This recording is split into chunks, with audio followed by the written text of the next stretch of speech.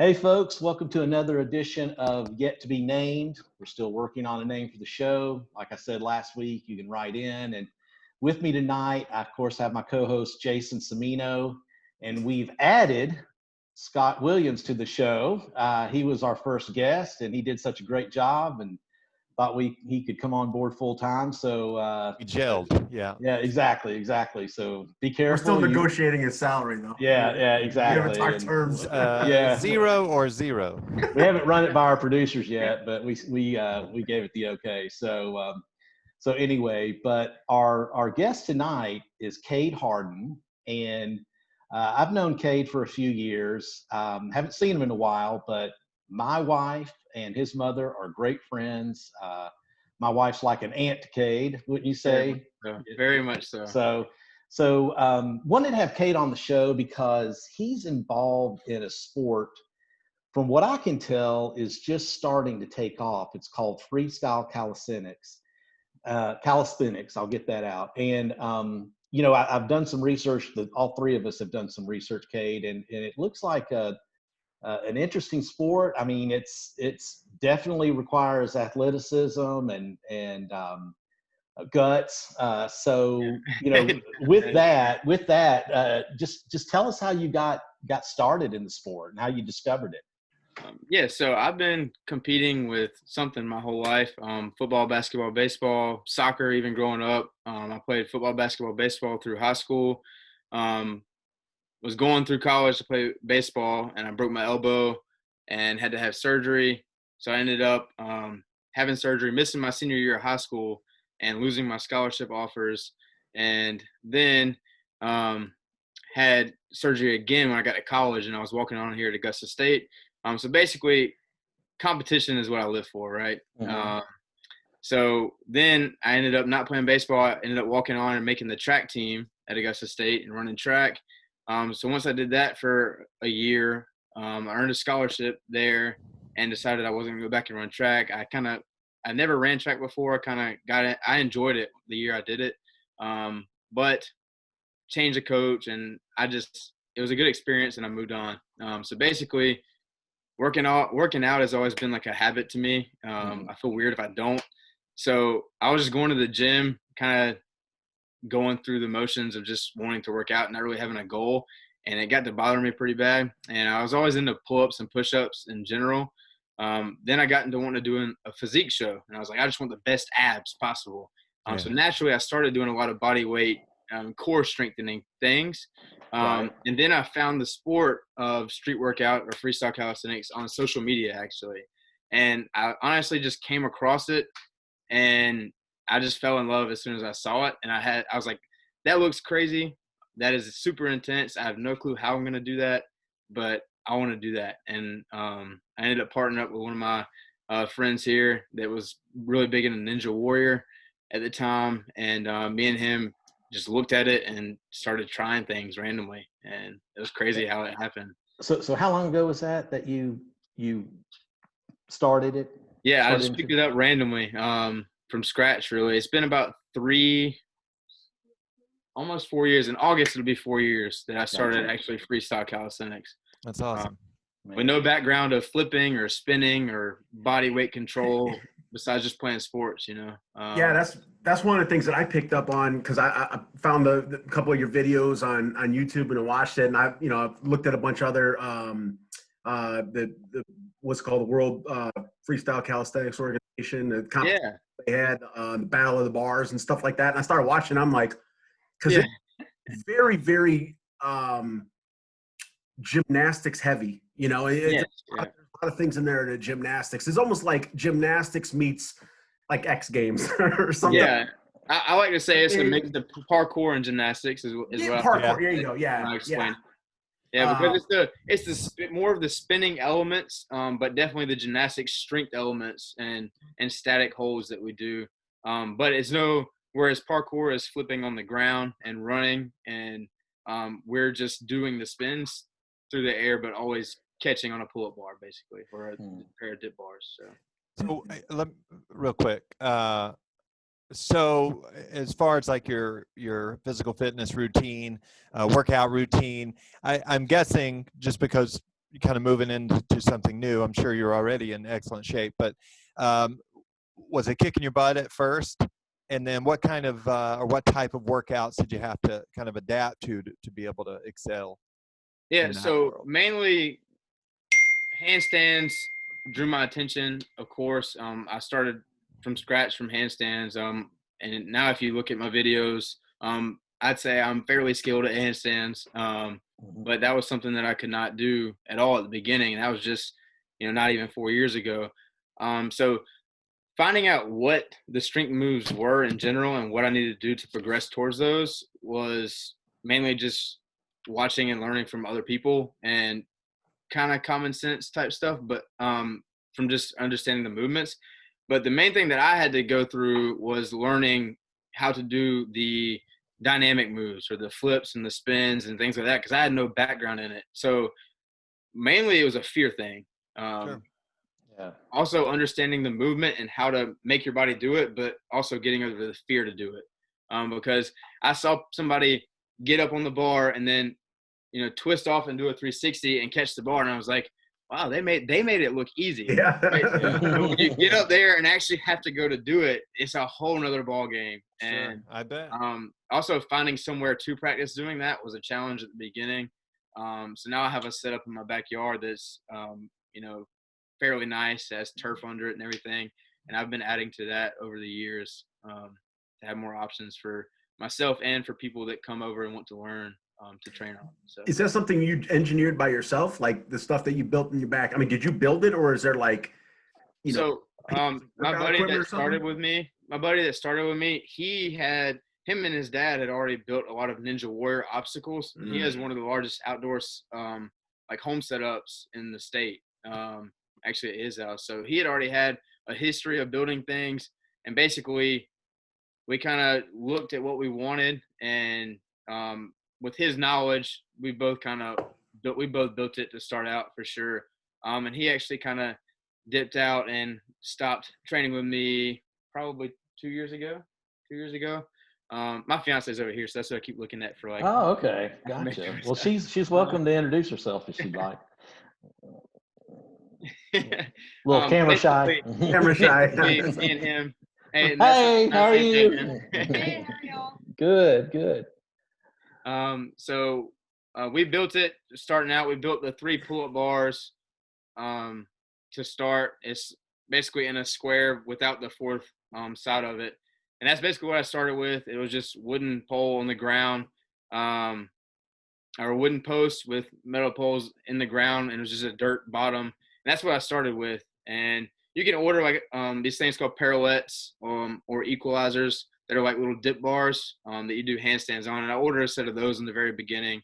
But the setups come a long ways for sure. It's kind of like my little getaway and hobby is to go back there and work in the yard and just kind of make it nicer. So your training is totally just doing the moves that you would do in a competition, and we'll get to competitions in a minute, but like you're not weightlifting, you're not just doing push-ups and sit-ups and pull-ups and all that. I mean, so yeah, there's it's definitely a journey to it, learning each move, and there's still more moves that you have to acquire the strength. So basically what we do is go through progressions. I don't really weightlift anymore. There is certain things with weightlifting that you can do to complement certain movements. Like we do a lot of straight arm, protracted back movements, whereas in lifting you normally have a retracted back and pull. But we have a lot of protracted movements that we go through. Straight arm strength is something that I didn't know what that was when I first started. But you need a lot of straight arm strength in this sport. Basically holding yourself up with straight arms this way or this way, hanging from the bar. Basically your arms usually locked out with a lot of the movements. But as far as weightlifting goes, there's things that you can do to complement it. Like there's certain moves that require certain muscle activation, like from your biceps. So like I'll mix in, body weight bicep exercises with curls and stuff like that. And I try to still simulate like a protracted back and then curl when I do weight lift. And then with leg exercises, I still throw some weights in with leg exercises for sure. But then mainly learning these movements, there's progressions for everything. So is where you might see me a lot of times in a front lever where I'm hanging from the bar and I'm straight out like that. Yeah. That's really one of the moves I'm known for. I'd say across the country, is my front lever. I have a slightly better than average front lever, I'd say. But there's progressions where instead of your feet are all the way out, you would start in a tuck position, and then one leg out, and then straddle, and then full. So there's just different progressions, and there's tons of different ways to train it. But basically, you have to learn the progressions and spend time holding yourself in the progression. And then over time, you gradually pick up enough strength to hold yourself in the full position.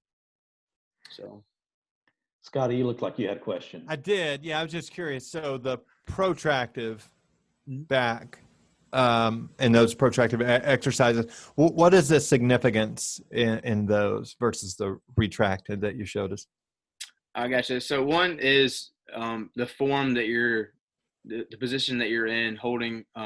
So a planche is mainly where you have the protracted back, right? Right. So a planche is where, say I was like this and holding myself up flat like that. Okay. Straight off the ground. Might actually do one real quick. Yeah, why not? There we go. Do it. Holy Wow. smokes! You have to push down to hold yourself up, basically. And the more protracted you are, that's one thing that it helps hold yourself up that way, because you want to engage your lats or pushing really hard to hold yourself up. But yeah, you have to, and then it also, what am I trying to say? There's a certain form to it that it looks cleaner if you're more protracted. You'll get judged by how clean your statics are, and how good they look and everything like that. So you are aware, by the way, how badass that stuff looks, and that just being so physically fit, like everybody wants to get there. Most people don't ever want to put in that kind of work. But surely you guys know, doing that stuff like in front of a crowd just period, having this on the internet, that's pretty impressive. Yeah. Right? And it is fun to do. And it's actually, it is cool. And I'll have different people say different things. Some people are like, and like we actually went on a cruise back in January, and I did a front lever on like a tree that was hanging down, and this lady was like, "Stop showing off," and like certain things like that. But there's some people who are actually in awe, and they want to watch it. Yeah. And it's funny that you mentioned that. It's actually a mental battle that I know I've been through, and that I think a lot of other athletes go through. Is that sometimes we have to remind ourselves that like, what we're doing is really cool, and enjoy it. Yeah, come live with me here for 2 months. He moved in just to train with me for 2 months. Kind of just left home and came and trained, and that's when I gained a lot of strength. And that was just not too long ago. It was from February to April, and me and him would just talk a lot and be like, we're pretty freaking cool, And like, I agree. I agree, man. But when he wasn't here, there's times that we don't think like that, And, yeah, sure. And it might bring on some negative thoughts about like, the process that we go through and stuff like that. So it is cool. It's good for us to remind ourselves that, we worked really hard to gain that amount of strength, and not a lot of people can do it. But we don't always think like that's not always on our mind. But it is good to constantly tell ourselves that. So, and it brings sort of a confidence about it when you're performing the exercises.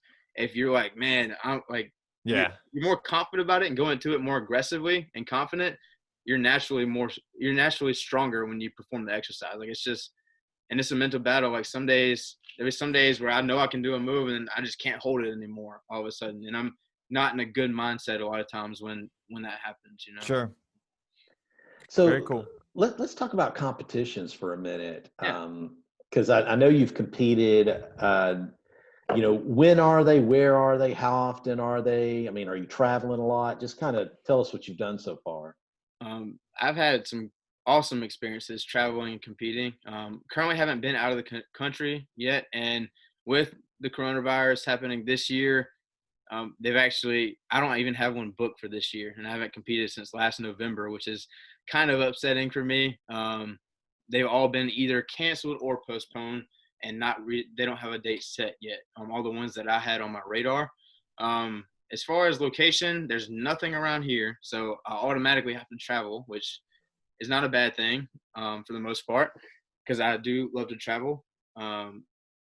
There's basically in this country, there's a heavy population of people that do the sport in New York, Florida, mainly South Florida, and then there's a little group in Texas, a little group in Arizona they're getting bigger, and then the West Coast is where the main hub is really for the sport. Yeah. And what I've noticed is near a coast, is near a beach and stuff, is where it likes to get more popular for sure. So most competitions are held in one of those spots. The competitions I've been to, mostly in Florida. I went to one up in Memphis. There's basically a group of 3 or 4 guys that started their own gym there.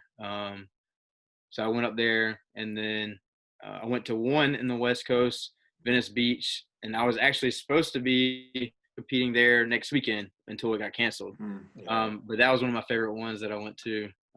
Me and Megan actually went and spent a whole week in LA because we had never been to the West Coast before. So we went. Oh, nice. Now, Venice, that's the Muscle Beach area. Is that right, or no? Yep.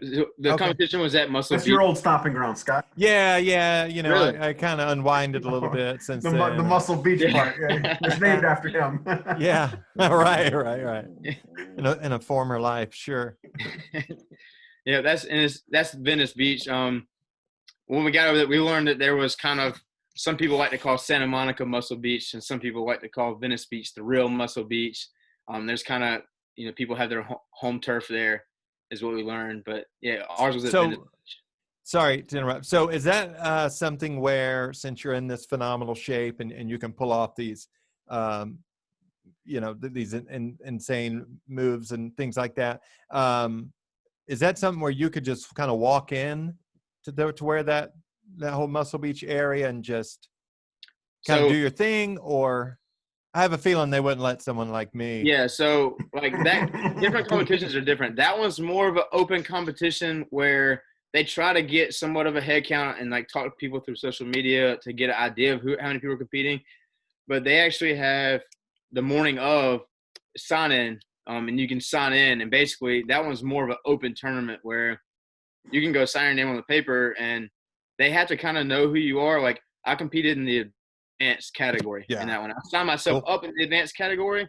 But if there was someone they just didn't know, they were inspecting to see, like, okay, what they would ask them to see some proof of, what level they were at. Oh, sure.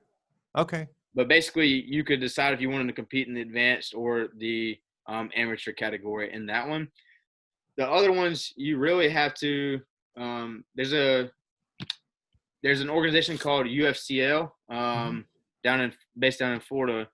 They advertise it as a competition. You have to submit and get into it, and they have to accept your application for it. And then WCO is the big one here. They have the international competitions as well. The championship of it is in Dubai. The ones here in the States is to qualify to go to Dubai to basically the world champion, their version of the world championship. That's incredible. With that one, you have to submit videos and tag them in it and it's kind of cool. The sport grows on social media, really through Instagram. Oh, I'm sure. Yeah. More and more on YouTube now. But mainly Instagram is where it grew and is getting bigger. But basically you apply posts on Instagram, and they only have a certain amount of spots, 8 spots in the ones in the country, and they have to want you to compete basically. So you have to really bring your game. Submit your video and have to be at a certain level to where they want you to compete, and you're able to make the competition. So how old is the sport, just like in general? How old is it? How old is the sport? Really from the true beginning, probably about 5 or 6 years old, but it really started took a whole new turn as far as competitions. It was kind of like a community would put it together, but now there's really organizations that put it together.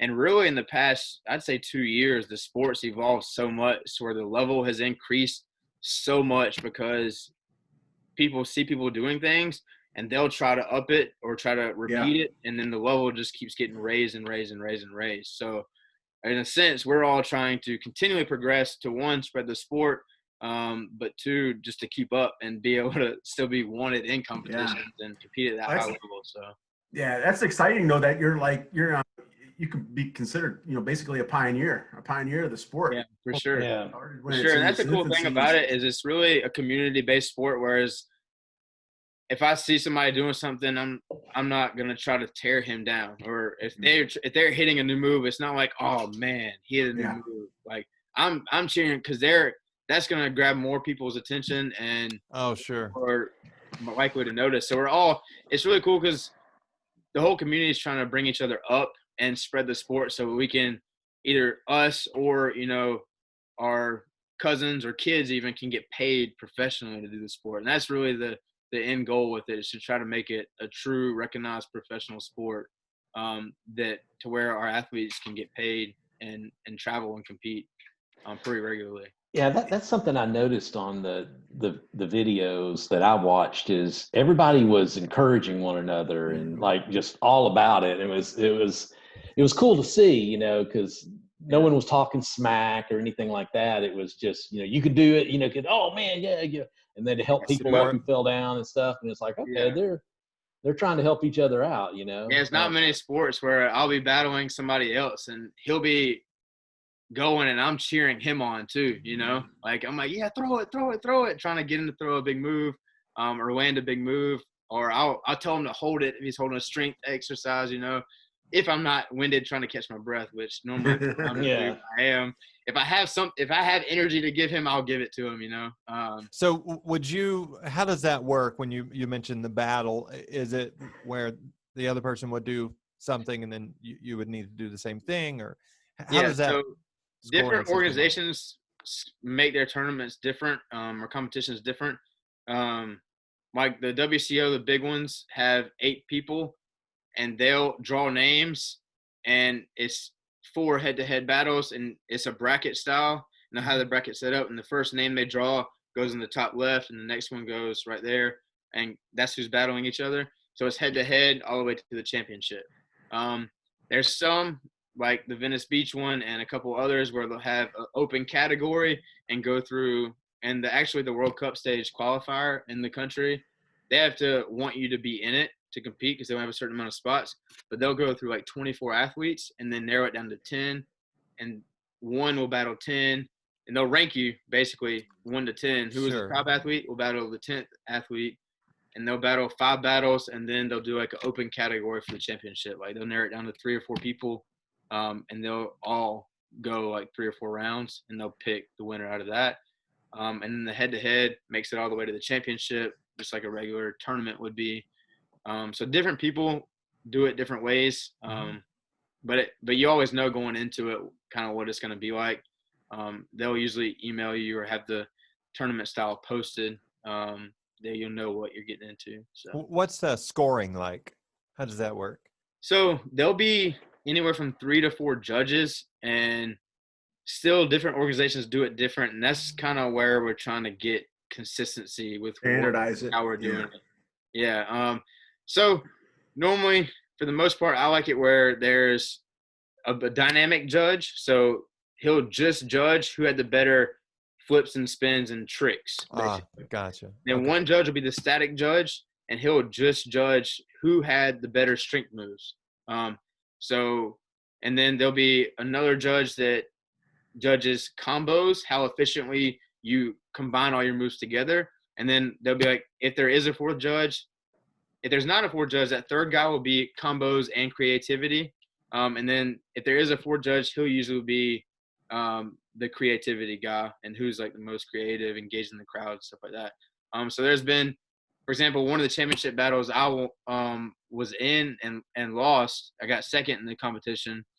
I actually won the dynamic part, but he won overall strength and combos and then statics. So he got a 2 to 3 vote over me. I got 1 vote out of the 3 judges that were there. So gotcha. Cool. Man. Now, Jason mentioned something about the WSWCF World Street Workout and Calisthenics Federation. Mm-hmm. I looked at their website yesterday, and it looks like. Hold on a second. Let's see here. Do you guys see that message? Remaining time. Yeah. Okay. No. Oh, well, 9 minutes, yeah, there it baby. is. Yeah. 9 Yeah. minutes. Talk fast. Yeah. Crunch But time. in looking at the site yesterday, they said something about trying to get this on the X Games. Oh, did they? Yeah. Okay, good. Now, I just read a blurb, but I mean, I was hoping maybe you knew more about that. I mean, maybe. I actually don't. I do keep up with WSWCF. They're one of the biggest They're probably the biggest international organization. And they're actually just got their foot into the U.S. The past 2 or 3 years, and starting to hold qualifiers in the U.S. 3 years ago, the qualifier from the U.S. didn't even compete to go to the World Championships. He basically just said, like, no one even knew what was going on. So we sent somebody that, he didn't even qualify, win like a competition to go. They just sent him. And in the past 2 years, they've had qualifiers, and I've been at both of those. But the WSWCF is one of the biggest international organizations that's really trying to build the sport. I have not seen anything about the X Games, but I know, honestly, we're trying to get our foot in the door in anything, I would assume. Yeah. They are based in a European country, I think. Okay. The actual headquarters. So I don't know any of them personally, but I know the representatives in this country here personally, and I talk to them, and I thank them every now and then for doing what they do to help grow the sport. Every time I see them, I make sure I thank them for what they're doing, because basically they took a step back from competing and got into the business side of it to help other athletes, to help grow it for other athletes. Basically, I would love to get our foot in the door in anything. X Games is definitely something that I've thought about that we could probably get into. Olympics, we'd probably have to be a lot more organized and official to get into the Olympics. But I would love that. Anything to make it a more recognized sport. I actually saw about a year ago that the AAU actually recognized it as an official sport. So kids. Oh, nice. Yeah, so that was pretty cool. Yeah, that's awesome. That's awesome. Now, you mentioned earlier, and I know it's still in the infancy, so I mean, I was just kind of curious, but like when you go to these different competitions, I mean, is there prizes? Like, I mean, you win first place. I mean, you get like, is there a cash prize or something like that? Yeah, depending on the organization and how much marketing and money they have to spend. Like WCO is big, WCF is big. Those, since I've been in it and started competing, the grand prize at a WCO competition, it used to be a 16-man tournament, so the grand prize was like 500 or 750, and it's actually grown to where, and you only got something if you placed first, second, or third, basically. Now they've knocked it down to 8 people, and everyone gets paid regardless at the WCO tournaments. And then the grand prize is $2,000. So, and I've noticed that all the competitions as the sport grows, it's having more funds to be able to return to their athletes. $2,000 is still a fairly low number considering as far as professional sports go, obviously. But I definitely have seen that it's growing through organizations. That's great. That's great. And some competitions, like I went to one, it was $100 check for first place, plus some supplements and like a little trophy, so it just depends. They try to give out money if they can. Like the World Cup qualifier here, they do first, second, and third qualify to go to the World Championship. First place is paid for, expenses, hotel, and everything like that. But then second and third have to still earn their way to go there. Like they have to pay their own way, which is a fairly expensive trip. This past year was in China. Before that, it was in Egypt. So you really want to get first to make sure you have a spot to go. Yeah. But that's quite the tab. Yeah, for hey, sure. So speaking of supplements, and you had mentioned diet earlier, what's that routine like? What's your diet restrictions or any supplements, things like that? Right now, lately, I haven't been on much of one. Generally, since I've been doing the sport, I've always tried to make good decisions. And I went through a long period where I was very disciplined, where it's like, okay, there's a cake, I'll have a bite. And it's hard to take one bite and not more. Sure. But Yeah. I would do that. There's a bunch of cookies in there. I'm only going to have one. And I would be able to do that. And then basically before a competition, like 2 or 3 weeks before, I'll get a lot stricter with my diet. Come on, baby. I'll get a lot more strict with my diet and make sure that, hey, Michelle, how are you?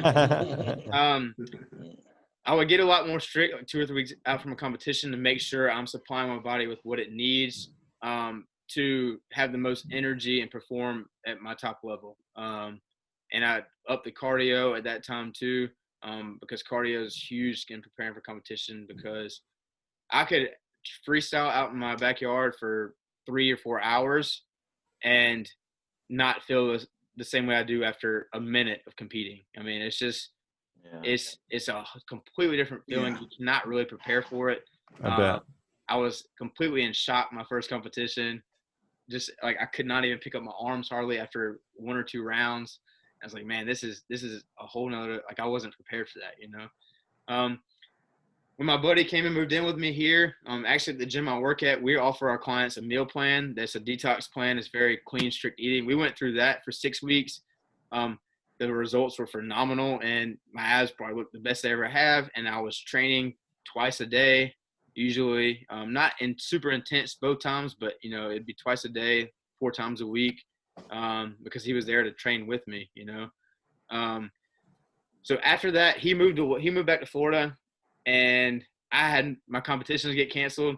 So honestly, like the past few weeks after he left have not been very disciplined for me as far as diet goes. Right. I'm trying to get back on a better diet. I need a competition or something scheduled so I can, you know, have a goal set. But I did notice immediately after I started going back, about a week after I was not being strict at all, and I was like, I just did 6 weeks meal plan. I'm going to eat whatever I want. Yeah. Inflammation. I have inflammation right here in my elbows that causes me some pain through my trainings.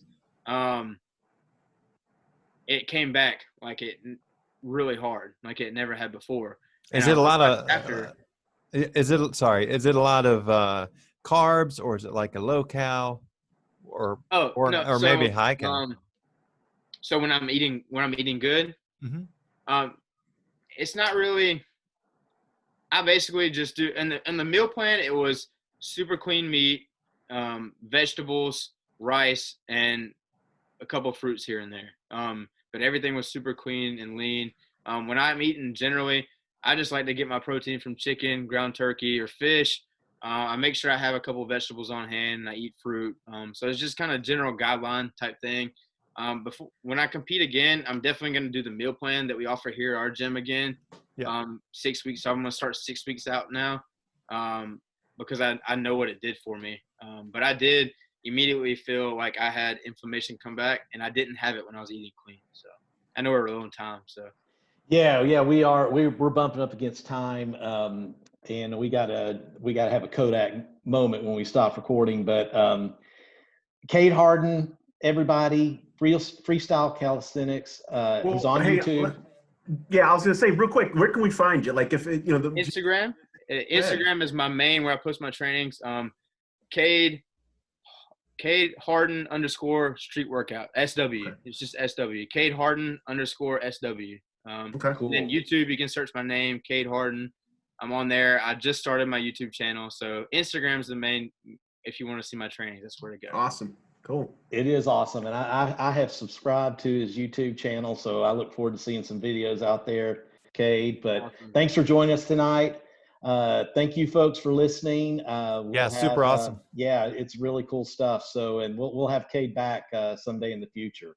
Yeah, anytime, guys. Thanks for having me. Very cool. Yeah, thanks for chatting with us. All right, everybody have a great night. You're gonna take a shot.